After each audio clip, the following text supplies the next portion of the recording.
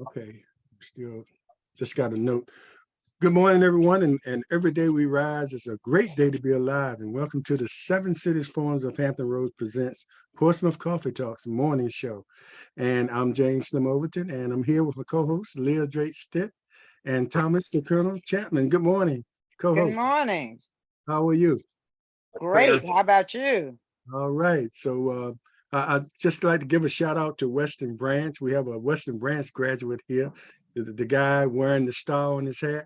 And they advanced and won the Eastern Regionals for the first time. And this is football for the first time in 20 years. So congratulations to Western Branch and as they go forward. You know, just want to let people know we talk about other things than Norcom, but we've been accused of being a little biased. Okay, but anyway, we're here with a special guest, and Leah will introduce our special guest here this morning. Well, it gives me great pleasure to introduce our guest of the hour, and none other than Mrs. Khalilah Ali. Miss Ali attended Woodrow Wilson High School, where she played basketball under the leadership of our very own, what's his name? I can't think of his name. What is his name? Roger Smith. Roger Smith. She's one of the lucky ladies who played basketball under Roger Smith. Khalilah went on to Longwood College, where she got her bachelor's degree in social work. And then she attended the great Norfolk State University, where she received her degree in counseling. Miss Ali is now, I should say Coach Ali, is now a counselor at IC Norcom High School, as well as the head football coach for the Lady Greyhounds. So it gives me great pleasure to introduce to some and to reacquaint others to the lovely Mrs. Khalilah Ali. Welcome, Mrs. Ali. Thank you. Good morning. Good morning. Well, it's a pleasure to have you here on this morning as we enter into basketball season. It looks like, as James said, the last couple of shows, we've just had basketball. We had Roger Smith, and then we had Mrs. Wood. Was it Woodard? Yeah, Coach Wooten. Coach Wooten, who has a D-League ladies basketball team. And this morning we have the wonderful Miss Ali on with us. And so welcome to Portsmouth Coffee Talk, young lady. Thank you. You know, the first time I met her at Norcom, I said, oh, she makes my heart sing. There's something special about her. And as I see her move through the hallways of Norcom, as I see her work with the young ladies, I now understand why. And she has been a great inspiration to the young ladies at Norcom High School, as well as those young ladies who are not only those ladies on her basketball team, to other young ladies there at IC Norcom High School. So we're entering the basketball season. How does it look, Coach? How does it look?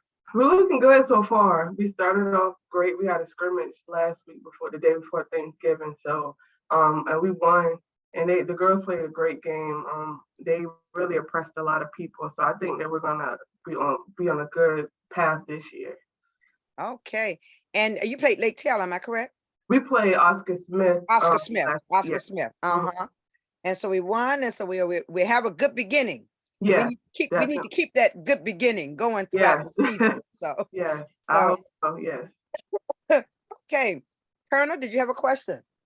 Yeah, good morning. First off, I give our disclaimer because one, for the views listed in the program or stated on the program are those of the host and the guests and nobody else, so we can stay out of Facebook jail because you know the eyes are always on us. Yes. So, hey, Coach, how you doing this morning? I'm good, and you?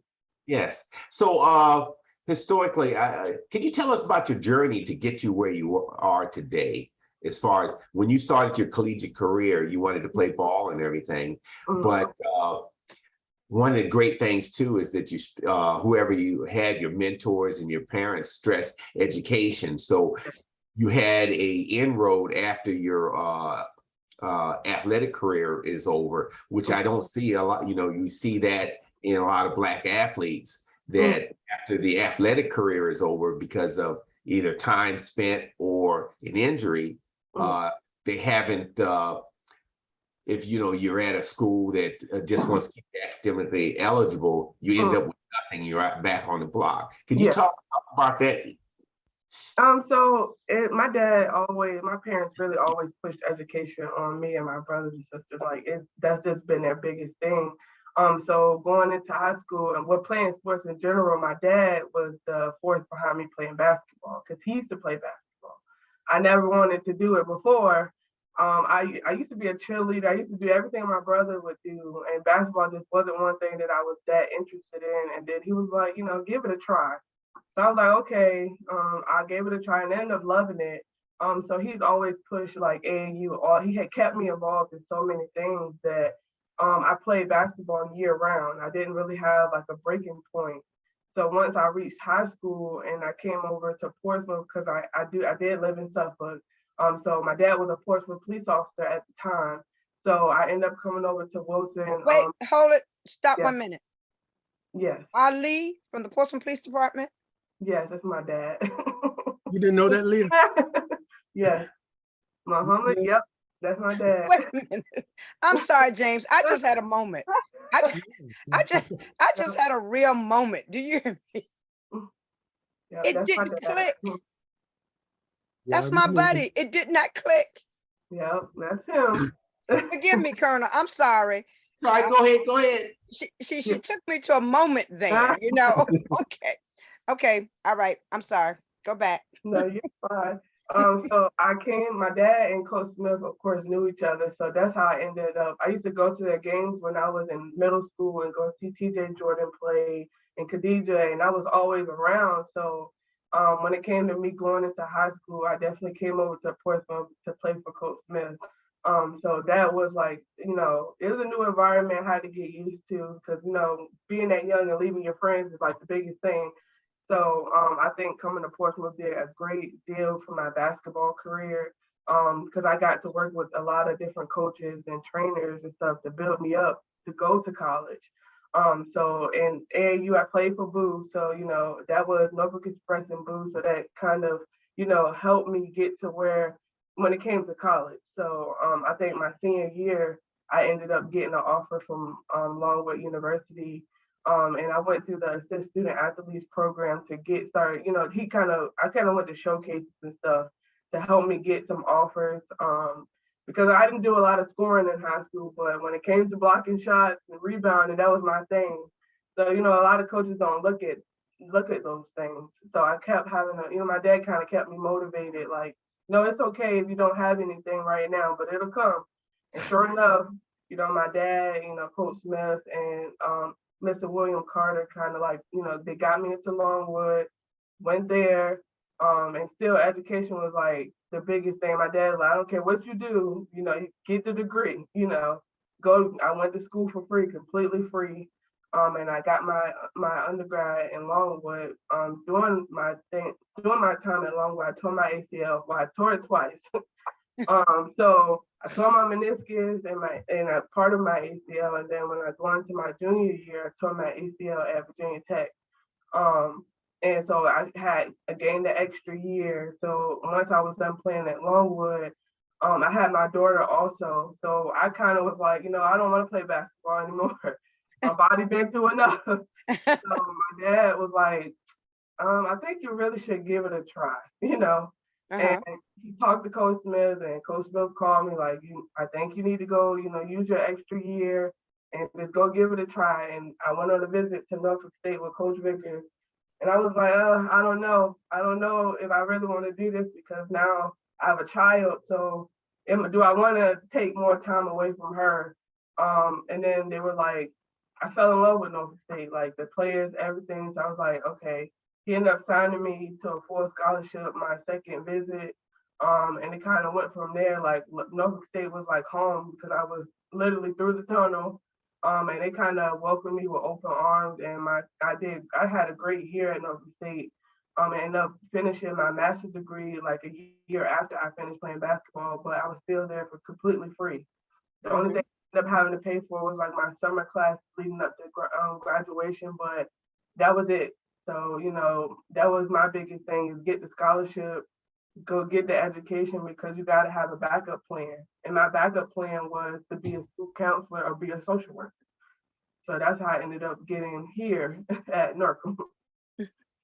Yeah, I just like you know, if you put your name into Google, you'll come up as Muhammad Ali's Yes. second wife. Yeah. Everybody says that. Yep. Same That's who I named after. But anyway, so how long you been coaching at Norcom? This would be my 4th year. 4th year. And Yeah. I wanted to go back and talk about particularly last year, which was a challenging year. Yeah. I wanted to ask, you know, because nowadays you used to have a complement about maybe 14 players, Yeah. you know, and you don't usually get up to that number now, do you? It's a little harder because the population, school population is smaller. Is that the reason, because of the school population or the interest? And I know it's some talent out there, because a lot of those girls, like you said, you played in the Boo Williams, and a lot of those girls are playing that, you know, year round. So what do you think it is why the teams are hurting for players? So I think COVID had a big thing to do with it. We had players move around a lot during COVID, and then like parents were scared to send them back to play because of COVID, because the risk of getting COVID. And a lot of our players had older parents, and grandparents that lived with them. And myself had a grandparent. Of course, my parents lived with me, so that was my biggest concern also. So I couldn't fault the parents for not wanting to, put it out there. But I do think COVID kind of messed up the interest for kids to want to participate in sports, because it's not just basketball. A lot of sports are dwindling down with their numbers. Because I think last year, I had maybe like 10 players. It might have been 9, and our JV team only had 5. Yeah. And I know a lot of other schools didn't even have a JV team last year. So I think it's more so like an interest thing. And then a lot of kids aren't interested in doing the extra stuff anymore like they used to be. Playing sports used to be the biggest thing for kids, even like being in the band and doing all this other stuff. They're not that interested in a lot of things. And I think this year I have 11 on my roster right now. And our JV team has 11. So I feel like it's starting to come back. But I do think that COVID kind of like pushed it back for a lot of people, because it was the fear of getting sick. I think any potential players that saw that JV team last year, they were 5 girls and win games, you know, against teams that had a bench and everything. So that was just pure coaching and determination from those girls. So I think a lot of girls saw that and said, "Wow, I want to be a part of that." You know? I think so. Yeah. Well, listen, Les Young gave us an interesting fact here. That's the AD, the athletic director at Norcom. He says, love him some Coach Ali. And he said that Ali is the first Norcom girls coach in 30 years to beat Lake Taylor girls. Yes. Wow. We beat them last year. Yes. It was a great game, I think, going back and forth, but the girls played a hard game, and like I didn't even beat Lake Taylor when I was in high school at Wilson. We never beat them. So to be a coach and beat them was like I couldn't believe it. I was a little shocked, but I was like, we beat them, and that's a tough team. But the girls really pushed it. Like the crowd was involved in it, and I think that was the biggest thing. They had the support from the crowd, and that was pushing them to keep fighting back, and they did, and they ultimately won. So yes, that's a great feeling. Yeah, Lake Taylor and Princess Anne were the teams to beat back then in the day at Virginia Beach. And so you have a game tonight, as a matter of fact. Yeah. It's part of a tournament that you have every year around this time. Yeah, it's a preseason tournament, yes. And so how does that look tonight, Maury? We played Churchland at Maury. Oh, so that's how so some of the teams, the higher seeds, get to host the games, and that's just how they set it up some years. But we do play Churchland tonight. I think it's going to be a good game. I think the girls are starting off at a fast pace, and they're hungry. They're ready to play. And that's, since I've been here, this is the first group of girls that I have to kick out the gym. Yeah. Like they're like, can we shoot around afterwards? And can we do this? They'll even go to JV practice after hours to go in there and help them. They never want to leave. And that says a lot about them because it's, they really want to make a statement. And I think that scrimmage kind of, they gave them the push. They're like, wait a minute, I think we got something, we could do this, So I think it's going to be a good game tonight. I saw you at one of the tailgates for the opening of the football season, and you seem real shy. You don't seem I shy. am. She is shy. And that really helps. But I guess when you talk about something that you have a passion about, Yeah. that shyness has to take a second seat. Let Yeah, me I've ask you always been about like that. Coach Smith talked about the importance of education. Basketball, it was secondary to education, especially in the high school level, and you played for him. So I guess that same spirit sort of trickled down to you. Yeah. To that being very important for your girls to stress education. Yeah. So how important is that, and what do you look for out of the girls when they come out and try out as far as GPA? Yeah, so we they have to have a 2.0 to play anyway. But like I think all of my girls have like a 3.0 or above. I have first college students on my team. So they kind of I never really have to worry about their grades. They all keep their grades up. Even our JV girls, we have a bunch of ninth graders, so their GPA technically does not count because they don't have one yet. But we try to stress the importance of getting work done. Like we have players that just weren't doing what they were supposed to do. One day we got their first report card, and we like, well, you can't do this, the fun stuff, without doing, the schoolwork. So if your parents pull you or we're not going to tell them not to. We're going to let that parent be a parent because you're not doing your part. And I tell them that all the time. If you can't be in school, you can't play, you can't come to practice. If you can't do what you're supposed to do as far as turning in your work, then basketball is supposed to be fun. Like that means you need to sit down and go to tutoring and go home and put your time into your schoolwork before you can come and do this, because we are like there for 3 hours after school. So it's like if you can't do your work beforehand, then it's not worth it for you to be out here. Because when it comes to the second semester, you may not be eligible. Yeah. Look, one more thing, co-host, and you played at Wilson, and you were Wilson president. Yes. And now you're coaching at IC Norcom. Yes. And you know the history of IC Norcom. Yes. And you know that spirit and everything. How long did it take you, being a Wilson president and proud of your school, to get into that Norcom mystique, to have that spirit? Because you have to have that if you're going to coach at a historic school. I think it really took me like that my first year to get comfortable, because like I would be here because I used to train here with Coach Chappelle. I used to come up here in the afternoons to actually train with him. So like I knew people at Norcom when I was in high school. So it was a little different being here and trying to, understand the history and learn the history and actually, just feel like, okay, I'm a part of this now. So I think it took my first year to actually be comfortable, because I used to get big with, why are you at Norcom? Why didn't you go be a counselor at Wilson? Why are you over here? And I'm like, well, because you got smart, Ali. What can I say? Norcom offered me the job, and that was it. I initially came here to be a counselor. Basketball wasn't even involved in the conversation at first. It just happened. But I love Norcom. I love the spirit. I love being around, Norcom people. They make me feel welcome regardless of where I came from. And I had a lot of family that go to Norcom, so they were excited about that. Yeah, and didn't have to coach against your old coach. Yeah, and that was weird. My first year, it was like, this is so weird. But now I'm like, yeah, I'm used to it now. You gotta take them on. You gotta take them on, Ali. Gotta get that W. Got to get that W.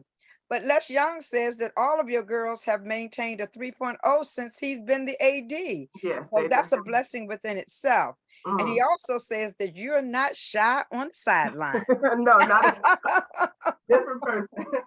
A totally different person. Yeah. Well, Coach Ali, one thing that we need to do is to encourage the fans to come out and support the girls the way we go out and support the boys, our basketball teams. Yes. And not only do we need to support you in attendance, but you're also in need of Gatorade and water for your girls. So we encourage those who are watching, drop off some Gatorade, drop off some water for Coach Ali and the girls. And Coach, can they just drop it off at the front office, or Yeah, that's fine. just Just let them know? They just let them know that it's for the girls basketball team, and Miss Clark will definitely give it to me. My office is kind of right on the same hall as the front office, so I'm always in my office. Yes, you are. And so for the number of girls on the JV team and the number of girls on the varsity team, how many girls are we looking at? So it's 11. I have 11, and he has 11. My Coach Hawkins, he definitely so we have a good group of JV girls coming up also. We're always with JV is they need a little extra work, but they're willing to do it. They show up to practice. They're hungry just like our varsity, and our varsity kind of goes to help them out if needed to, just to show them this is what we're going to do this year. Set the tone.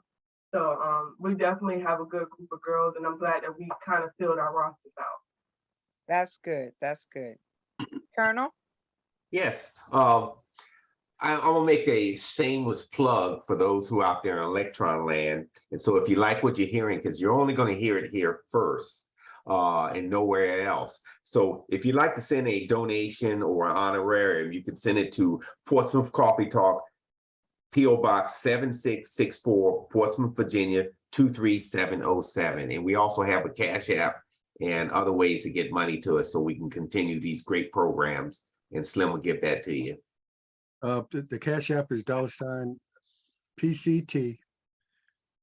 1220, $PCT 1220, and you can do Zelle at Portsmouth Coffee Talk at yahoo.com.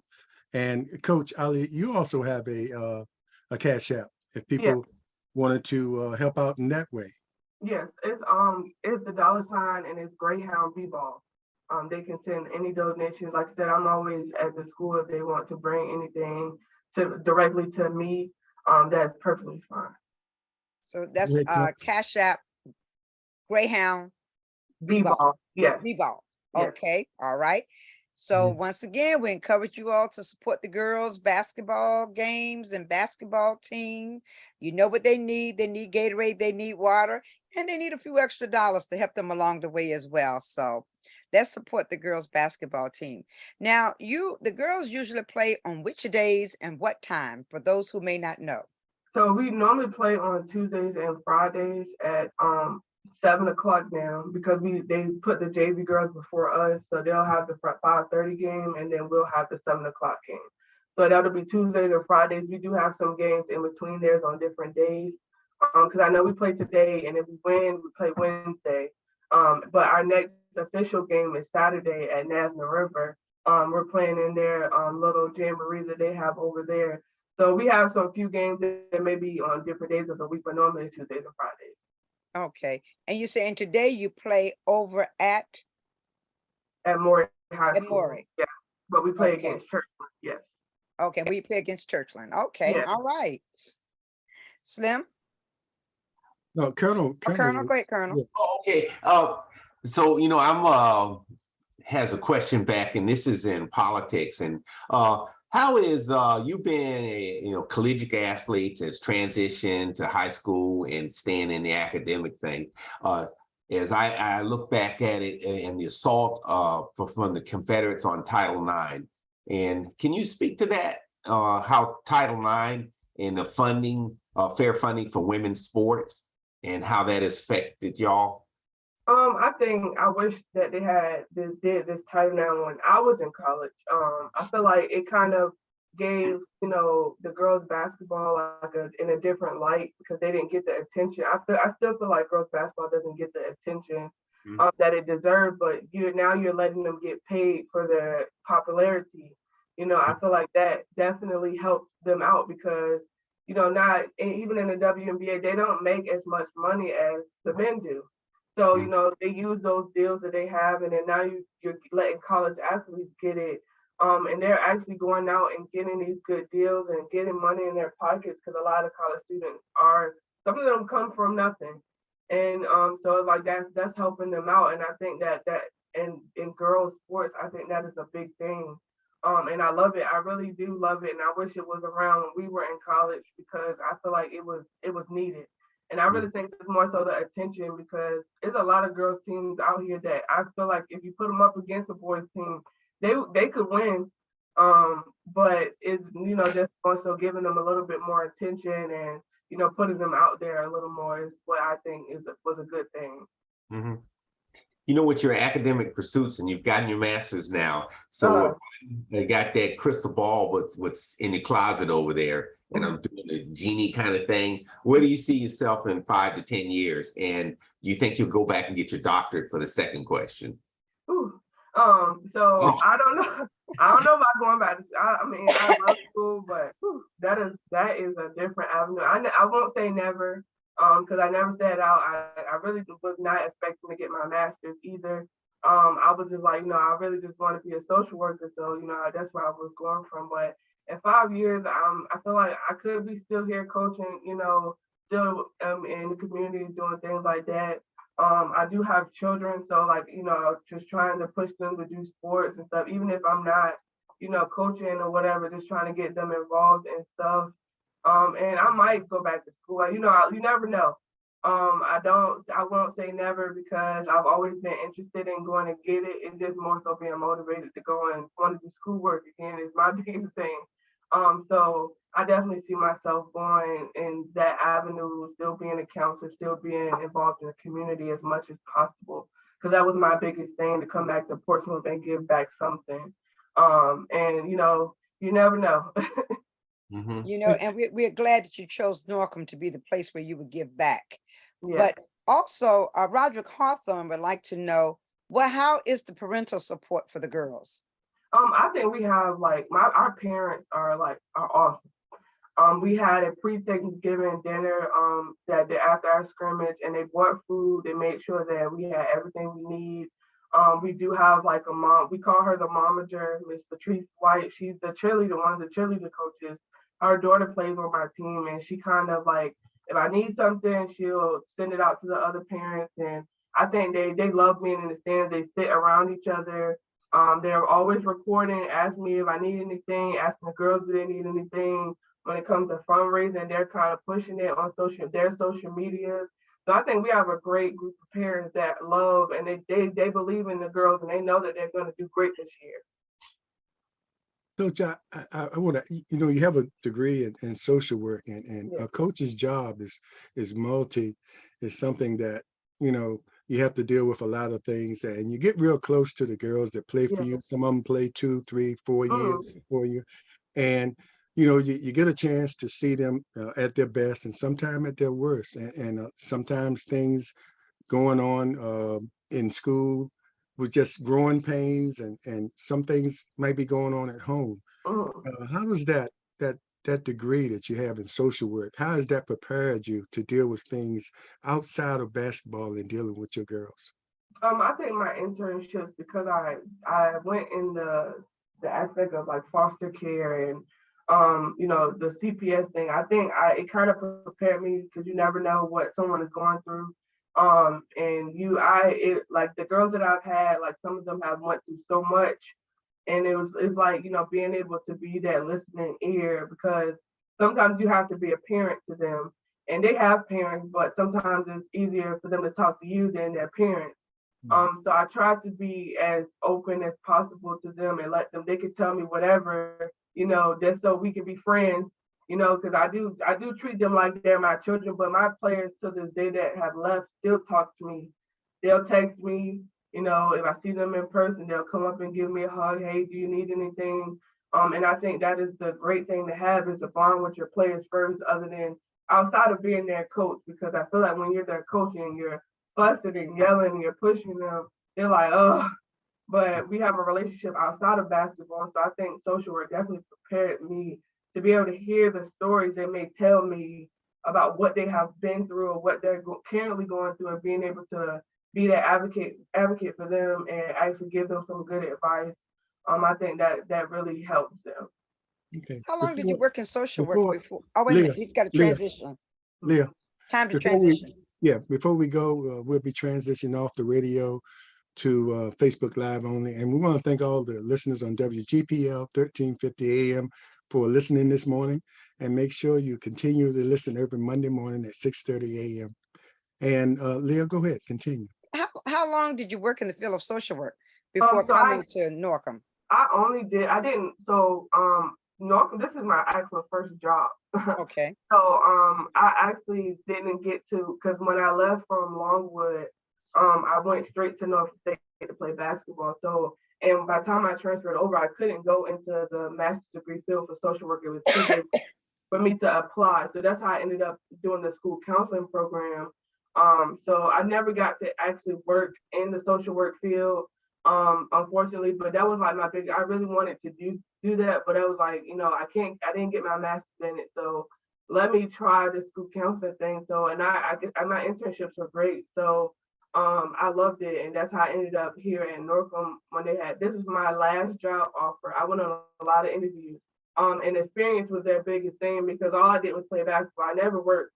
I never had to. My parents were like, no, focus on your education, focus on basketball. We don't need you to work. We have, so I never really had a job until this is actually my first job.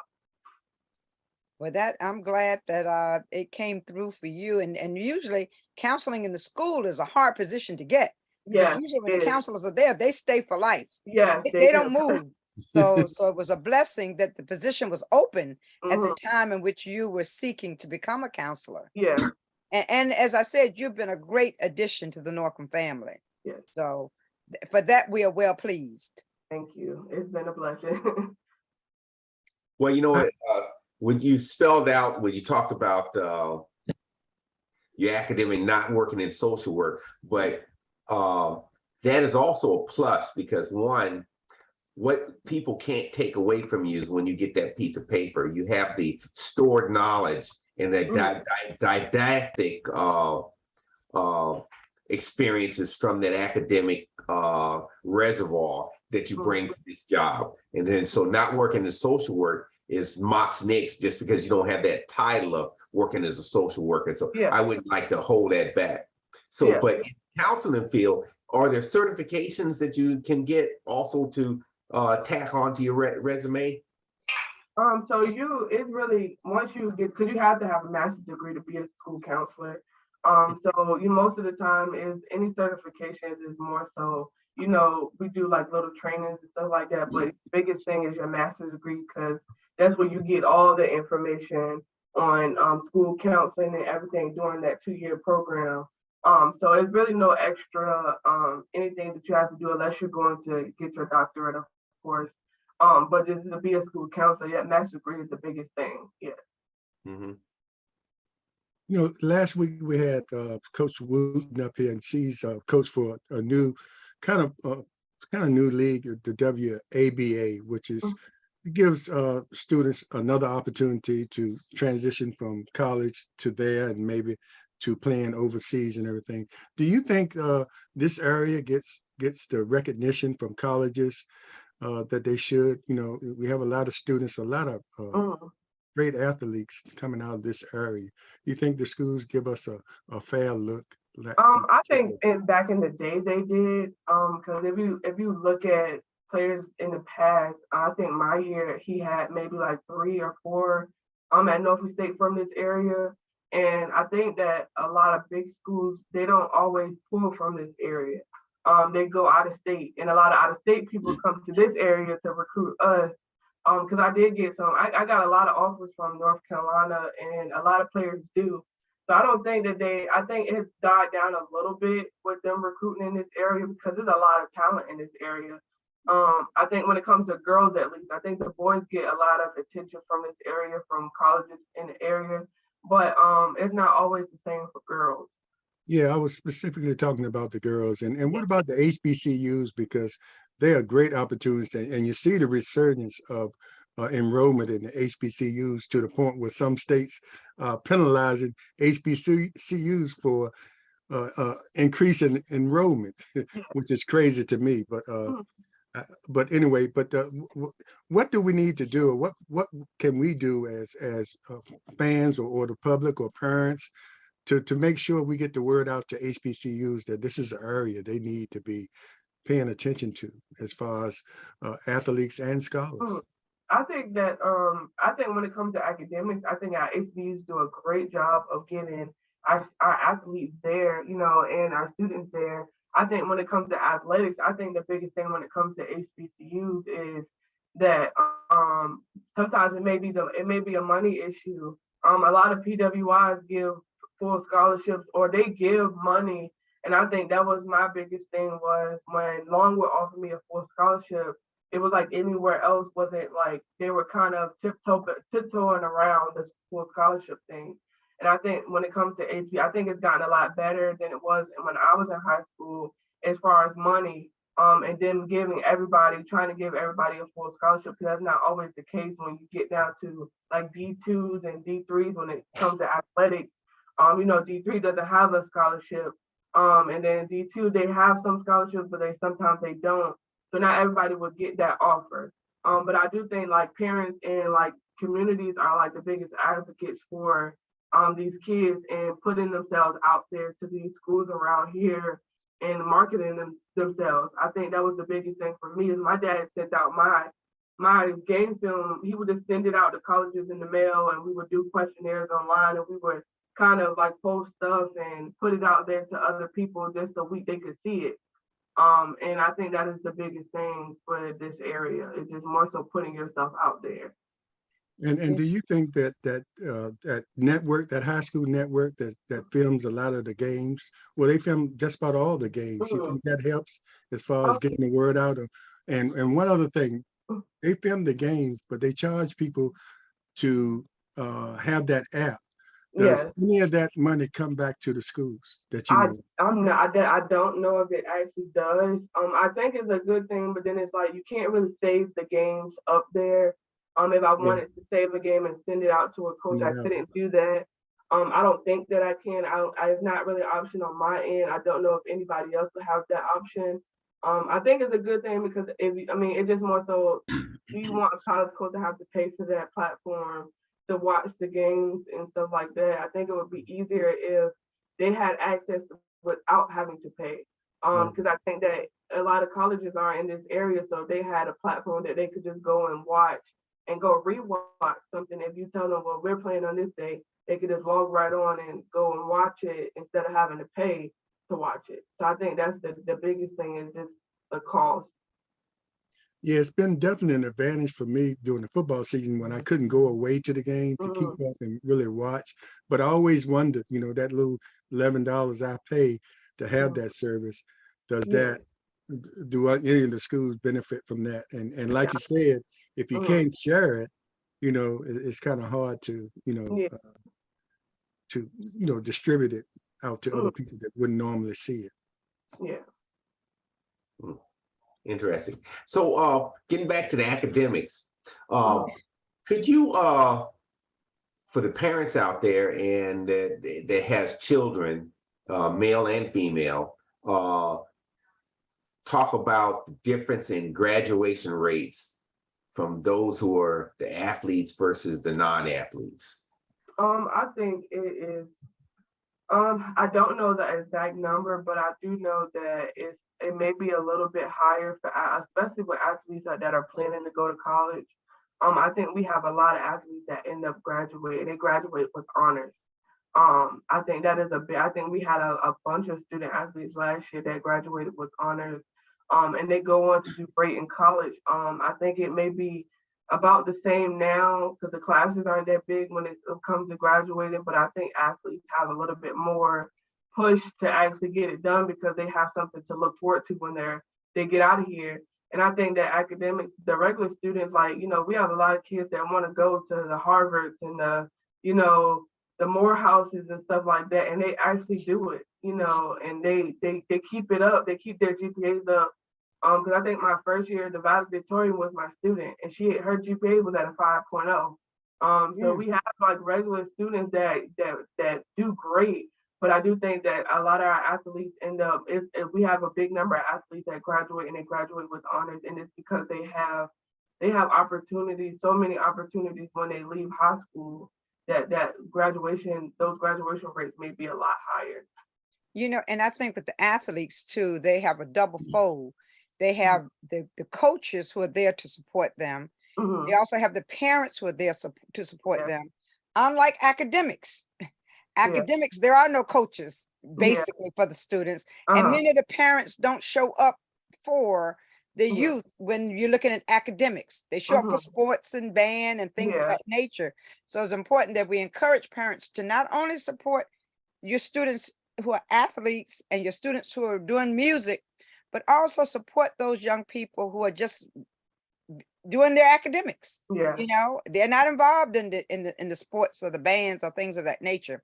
So we encourage the parents not only to support the athletes, but also to support your students academically. Yeah. Are you exposing your girls to any of the HBCU games? I normally do take them to Norfolk State games. Unfortunately, recently we've been playing on the same days that they have home games. Okay. But normally I would, talk to Coach Vickers and get us put on the list, and I do take them to games. I think last year I took them to their Madness events where they introduced the team. We did go to that, and I think we went to one other game after that. But we do try to take them out there just to experience it as much as possible. I say Norfolk State because, of course, I can get tickets to Norfolk State. But they love it. They love the atmosphere of being at Norfolk State because it's a lot different. It's a great atmosphere to be in. So they really enjoy it. Like them walking, they get to talk to and meet with some of the girls sometimes. And then it's like, just great being back in that area. And they're like, wait a minute, like I think that you did this, so I think that this is something that we could do, and they love it. hmm You know, and it's refreshing to see a female coach for the girls because Yeah. so often we see guys who are coaching the girls. Excuse me. So it is refreshing to see a female leading the girls' team. So I Mhm. want to commend you on that Thank as you. well. Thank you. Thank you. James, you were about to say something? Yeah, I was going to say, and it's nothing wrong with the men coaching the girls, but I think it's definitely an advantage when you have a female coaching the girls, and that's just my opinion there. And there's plenty of opportunities for the girls to have a coaching opportunity. Well, it's more prevalent now because Yeah. at one time you didn't see any females coaching Exactly. the girls, Nope. for a long time. Yeah. And like I said, take nothing from that. I mean, look at Roger Smith. Mhm. Has done a great job. Yeah. I think some of those when those opportunities present themselves, you should take a good look at the coaches, the female coaches that come out there. I think it's a connection there you can't have Yeah. any other way. Yeah. So once again, we want to encourage those who are listening to come out to support the girls the Lady Greyhounds. Come out and support the Lady Greyhounds as they move on, and we expect great things from them this year under the leadership of Coach Ali. And also remember that she would like to have Gatorade and water for her girls and also her ladies. I'm sorry. And also, if you'd like to donate something through Cash App for the Lady Greyhounds, you may do so by going to $Greyhound B-Ball, Greyhound B-Ball, Yeah. and support the girls basketball team. That we really must support the ladies as well as we support the guys. So I know I'm going to make a concerted effort to get out there to some of the Lady Greyhound games as well. So let's support our Lady Greyhounds. Go Greyhounds, as Les Young just put up there. Go Greyhounds. Yeah, But Slim, I'll be at those games too. The only thing, the temptation of me just running out there on the court, taking a layup or something like that. I just have to compose myself. It's in my spirit. You see, it's in my I spirit. see it. I wore the uniform, so I know the feeling. But I wanted to ask you about, you talked about that visit, the experience, that experience once the girls get a taste of that college yes. campus, it's just something that drives them even more while they're in high school to make it to that point. And to your point too, a lot of girls have those injuries. It's prevalent, the kind of injury had. Somehow ladies have that injury seem like more than men. I think it's just the physical makeup, the way it is. And, and a lot of girls have that injury and give up. And if you are like in your second year, they forget they still have that eligibility. Where they can either go to another school. So I'm glad you shared your experience there and let girls know if you get that injury, you don't have to give up. You have to stop. You still have eligibility to go somewhere else or continue your college career, which also is continuing your education. So it's a hard injury. It's definitely hard. It's more so you're scared to want to go back out there and play because you think you're going to do it again. And I think that was my biggest thing, was the fear of, am I going to get hurt again? Because that one thing that is a painful thing to do, tear. Because I think my leg, I felt like my leg was gone when I tore my ACL. I felt it pop. I felt my leg go numb, and it's a painful thing. So it's more so a fear, but it does happen a lot more in girls sports these days. Because I had a teammate that tore her ACL it was like 2 or 3 games before mine. I tore mine. So it's more prevalent in girls basketball for some reason, but I think that's the biggest thing, is coming back to play on that leg, and the fear, especially being a post player and you're always getting hit, most of the time, is like the fear of getting hurt. I think that's the biggest thing. And I think with that, those stats saying that girls get hurt like that with that same injury a lot. I think a lot on the college level, they're looking at it the way you train.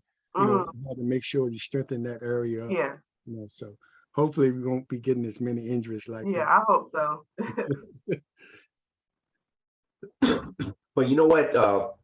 When you get hurt, it's not all of a negative thing, because you said you got hurt in your sophomore year, but during that rehab time, you're going through the psychological and physical piece, but it also gives you a chance to buckle down and hit the books and then to get advanced, for your academics, to sprint forward with during that time also. So there is a positive piece to it. So it's, being hurt is not all of everything's negative. It also gives you a chance to calibrate life, because you say, I need to also buckle down these academics, because, I'm not going to WBNBA or whatever, and so I need to get ready for my day job. Yeah, definitely. I think that's the biggest thing. Like you said, when you are a college athlete, you travel so much. Most of the time you're doing work on the bus, or you got to do it in your hotel room and stuff. So I think when I got hurt, I did come home to get my surgery so I could be home with my parents. So I think, the biggest thing was I got to focus on doing my schoolwork, because I didn't have anything else going on. So I think that is what you said is correct. Is it gives you time to slow life down a little bit, and actually, because you're moving constantly when you're a college athlete. Your schedules are built for you, and you're busy all day. So schoolwork is like you fit it in when you can. So I think that is like you said, a biggest thing is you get to slow down life a little bit and actually focus on your academics and get a lot of things done during that time. Hey, Coach, I see Roderick Hawthorne made a good point, and he asked about college players coming to talk to the girls, at certain times. I remember when I played Bobby Dandridge, he was a star at Norfolk State and a 2-time champ in the pros, and he had just gone to the pros, and he came to one of our practices, and I had to lift my jaw off the floor, because at that time, he was something special from this area. Do you get that opportunity for them to come and maybe even a pro? I know Finney Smith probably comes and talks to the guys. Yeah. So when he came down, he actually our girls. It was more so around all the students. And of course, I know his sister is my best friend, so I don't get the old athletes that from Norcom, because I wasn't around when they were coached here. But I my first year, Coach Vickers did come and talk to the girls. We had the apprenticeship come and talk to the girls about their program, which we're going to try to get that back this year. I know during COVID, a lot of it's just more so, you know, a lot of people not wanting to be around, you know, everybody, and they don't want to be in the open space. So I'm trying to get that back. So I do plan on getting some of my old players do come back and talk to the girls. They didn't necessarily go and play in college, but they tell them their experience being at Norcom and what the Norcom experience is, so they can understand it. So that's really the biggest thing. I think that's the hardest thing for me, is because I didn't play here. And you know, a lot of kids from here they do go off to college, but I wasn't around when they, you know, and I'm more open to, if they want to, they're more than welcome. But I just haven't had that yet. And they don't have to be leaving high school and going on to be athletes. They can be people like you have two athletes that played at Wilson that's now on the school board, and you have people that play ball and they come back and going on and do other things other than sports. And it's good to have them to come back as well. Yeah. And James, and you're right, in as much as the young ladies can see that not only are you striving to play basketball, but there are other areas in which you can go into when they see Coach Ali in counseling, when they see Dorian's sister. I keep getting her name. Rajay. When they see that she's out there refereeing games, so it lets them know that there are other avenues open for them other than basketball. Yeah, you know, so you know they can learn the behind the scenes in basketball. There are a lot of jobs there as well. So when you expose them, you don't always have to be in the forefront playing the game. But you can be out there directing and making things happen behind the scenes for the games. Definitely. Yes, it's some ex-players in politics, right, Colonel? That's it. Sports is transitions everything, or transcends everything, and so sports use it as your vehicle to do what you want to do in life, and that's what you've done and others done. But it brings me to the question you mentioned. One of the young lady that was valedictorian that worked for you. One of my students. Yes. Yeah, what is she doing now? Where did she go and what she's doing now? I believe she went into the Navy. I believe it was the Navy. She ended up going into the Navy. And I think she's going to college now. I used to keep in touch. I haven't talked to her recently to see exactly what she's doing now, but she did go to boot camp after graduation, and she ended up going to the Navy. I believe it was the Navy. So she's, doing great things. Because not everybody wants to go to college right away. And then, once you go into those type of fields, they pay for college most of the time. So I think that was more so her avenue was like, I'm interested in this, so let me go and try and do it. And she did it. So yeah, that was a good thing for her. Yeah, I like to see kids go pursue their dreams, and how you there is part of a plan. Yeah. So yeah, because you some folks don't want to go now to college. Yeah. And then the other thing, parents may have not been able to afford or either help her through, and so she's going to strike out her own path so she can get to where she wants to be. Yeah. So yes. So you never. Go ahead. Yeah, Coach, you said you have 11 players, and explain how important it is that 12th player is the fans that come in the stands, especially for the home games, well, especially for the away games. It's good to have a significant amount of fans there cheering you on. I mean, it's so important to hear, you're focused on the game, but you can hear those fans cheering. And when you have a packed gym or something like that, it does something to your adrenaline, to pump you up, especially at the home games. Talk about how important it is to really support the team, the fan base, and come early. Don't overlook the girls' game because you're coming to see the guys play. You're going to miss out on some fantastic play by some amazing lady Greyhounds. I think it's a big thing because I think the girls, like, okay, if they, they got the support from their community, I think that does something to them, that motivates them to like, oh yeah, we have people that have our back and to enjoy us watching us play, because you don't always get there when it comes to girls. Most of the time, if we're all playing in one area, they'll come at halftime of our game just so they could get in and be here for the boys' game. But I think it's more so an excitement thing because the boys are dunking, they're doing all these different types of things. So it is a different kind of energy, but I think that if people took the time to actually come and watch our girls play, they would get put on. They put on a show, and I think they had the crowd involved during the scrimmage. Like, the crowd was like, and it was mostly like our athletes, our boys team, our track athletes. They were in the crowd. Our parents, they were jumping up and down and cheering for them when they scored. They were, keeping them motivated. And I think that does something for them, because they're like, oh wait, we're actually doing something. The crowd is with us, and we got their support. So I think that's the biggest thing. They don't like to always come out and see an empty stand, when just because it's us playing.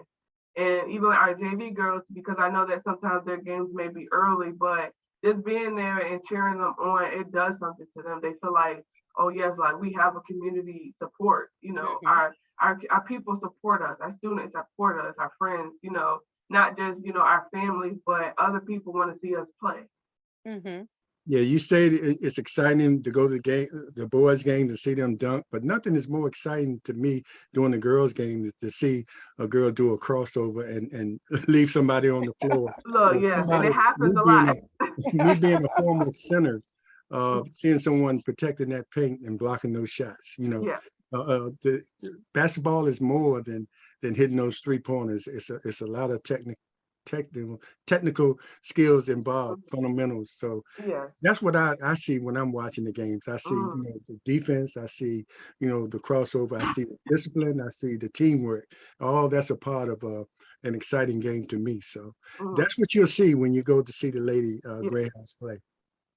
So as we prepare to wind down, I just want to say once again, come out and support the Lady Greyhounds. They usually play on Tuesdays and Fridays. Yes. And the Lady Greyhounds, the JV game starts at 5:30. and the varsity game starts at 7. Come out and support them not only as a fan base, but support them financially, as well as they are in need of Gatorade and water. So make sure that you get to Norcom and drop off that Gatorade and water for Coach Ali and the Lady Greyhounds, and let's support them. Let's support them and keep that energy high, and prayerfully Coach Ali will take us a place where we haven't been in a long time with our Lady Greyhounds, and we're looking forward to it. Thank you. James, you're just smiling. Just hearing that Greyhound thing. And you're right. As we wind down, and I appreciate you, Coach, for been trying to get you up here for a while. Communicated early, and I understood. You had to take your time. It's a lot going on in a coach's world all year round, and of course you're a counselor as well. So you're dealing with some things today that we probably didn't see when we were in high school, and probably you didn't see when you were in high school. You're seeing some kids deal with some issues that is kind of unnatural. Like you said, your parents said, no, you don't have to work, just go to school. And there's some kids out there that have to work, they don't have a choice.